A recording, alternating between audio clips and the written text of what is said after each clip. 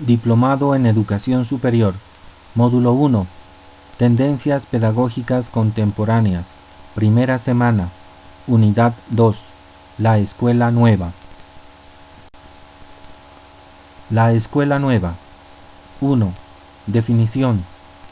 Con el término escuela nueva o activa se denomina a aquellos intentos más prácticos de teóricos que se inician a finales del siglo XIX y que alcanzan su desarrollo en las primeras décadas del siglo XX, orientados hacia una crítica de la escuela tradicional y autoritaria predominante en esta época, que se caracterizaba por un tipo de enseñanza enciclopedista centrada en lo instructivo, donde el alumno asumía un rol pasivo durante su aprendizaje.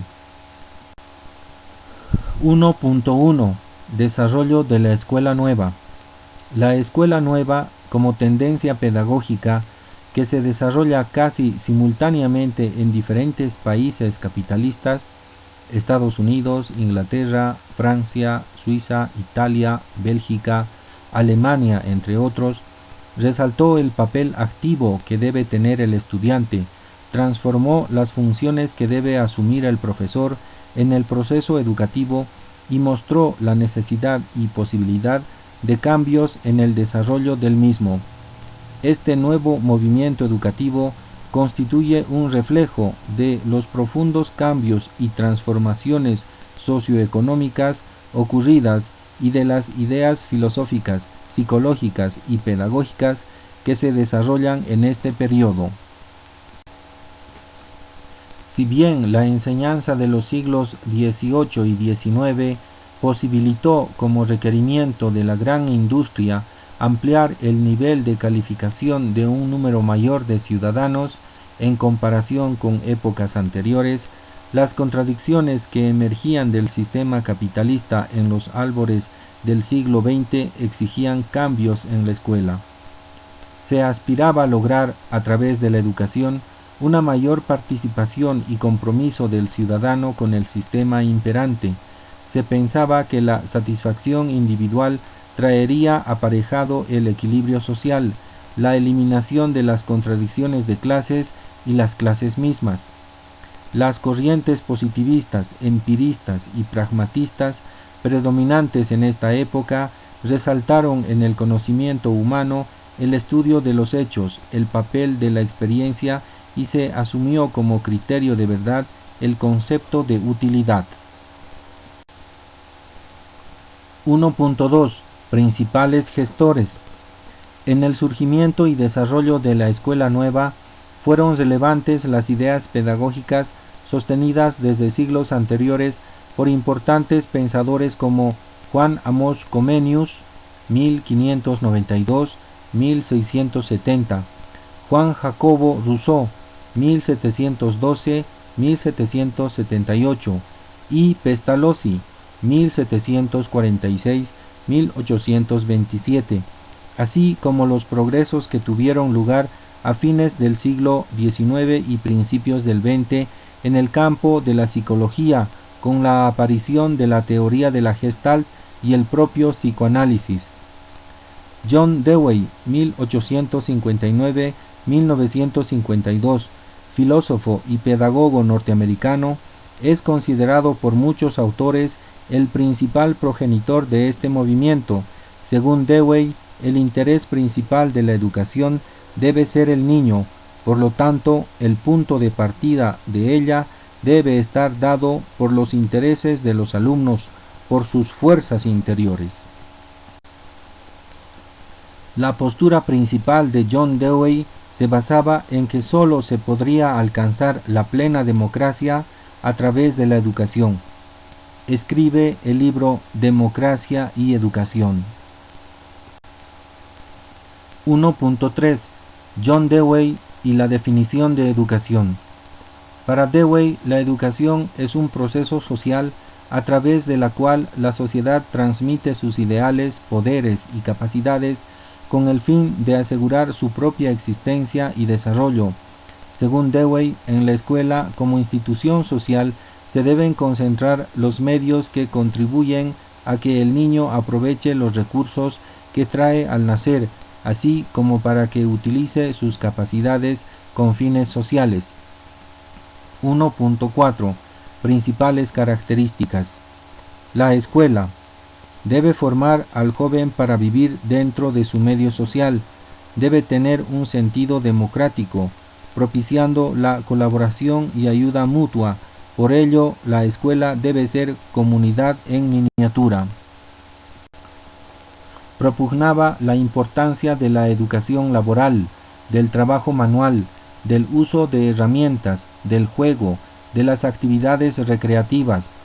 Su divisa era aprender haciendo, por lo que el saber adquirido en los libros debía subordinarse a la experiencia real. Daba énfasis al problema, o sea, poner a los alumnos ante una situación que los haga pensar y actuar individualmente. El maestro. La tarea del maestro debe ser proporcional al medio, que estimule la respuesta necesaria y dirija el aprendizaje. El método.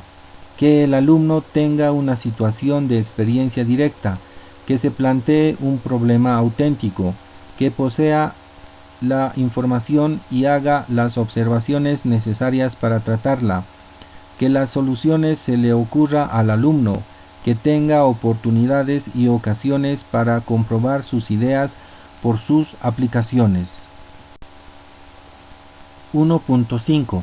Personalidades representativas. Entre las figuras más representativas de esta tendencia pedagógica hay que destacar, además de Dewey, los nombres de María Montessori, Ovid de Crowley y Roger Cousinet, quienes se constituyeron en fuertes propulsores de esta escuela más allá de las fronteras de sus respectivos países.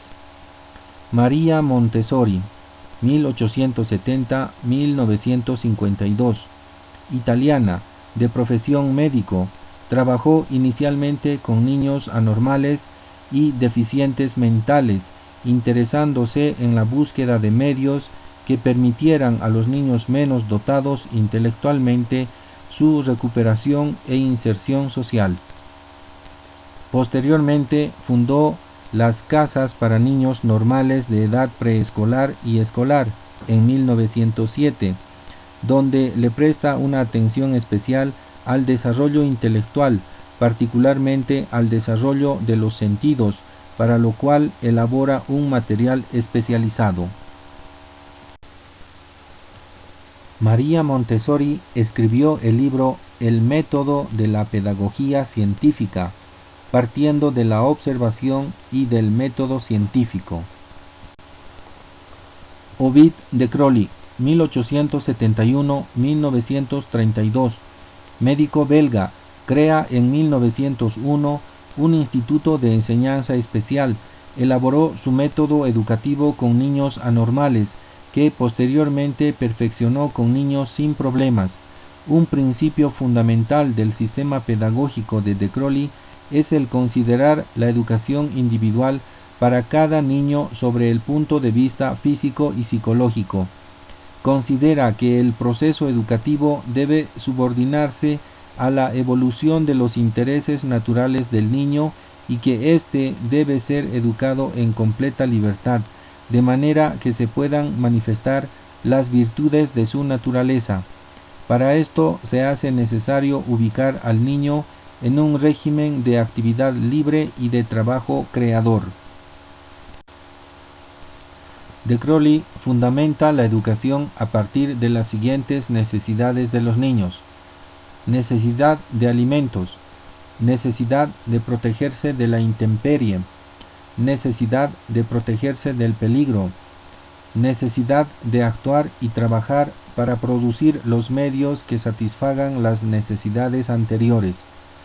Según L. Larrea, el método de Crowley presenta ventajas y desventajas pedagógicas.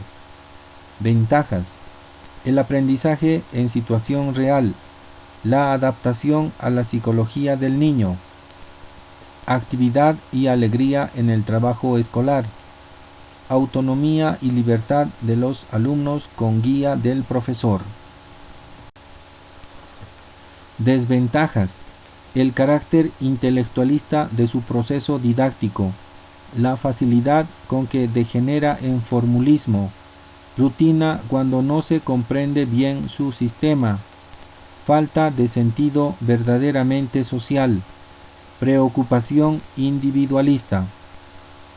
Roger Cousinet es otro de los personajes que pertenece a la Escuela Nueva, pedagogo de origen francés, nacido en 1881.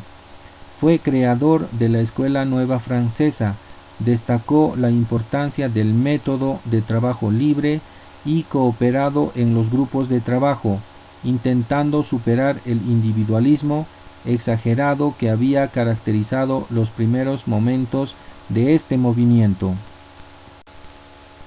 Para Cousinet, el trabajo en grupo se convierte en medio no sólo de la formación intelectual, sino también de la educación social, donde se respeta al mismo tiempo la libertad personal del niño. Por lo general, los grupos se forman libremente, carecen de jefes y no se practica una división sistemática del trabajo. Se cuestiona la noción tradicional del programa. Según él, para que este término tenga sentido, el mismo tiene que ser establecido por los alumnos o grupos de alumnos. Son ellos los que deben determinar los programas de trabajo que desean emprender. Al igual que otros representantes de la Escuela Nueva, destaca la importancia de atender las necesidades e interés del niño, así como la preparación para la nueva actividad. En este sentido señala: el niño no puede prepararse ni ser preparado para una actividad cualquiera, sino a condición de que ésta esté dispuesta en su actividad actual.